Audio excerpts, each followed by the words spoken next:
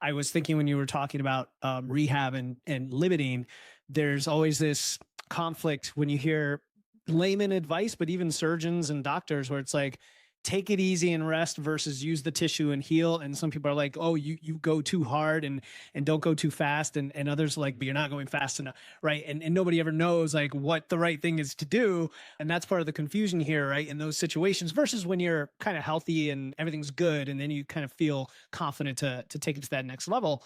So I briefly thought of like the David Goggins Navy SEAL mentality out there around, when you're 40% or when you think you're at your limit, you're only 40% there. And then you have another 50%. And then there's this mental thing.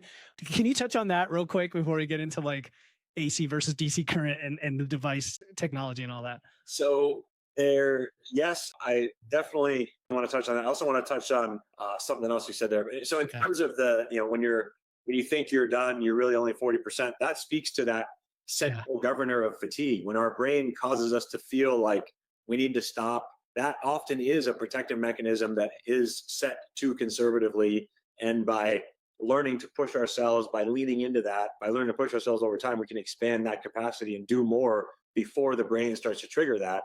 And then we can, of course, learn that even though it feels like I might die, I'm actually, if I push through that, I'm going to be okay on the other side.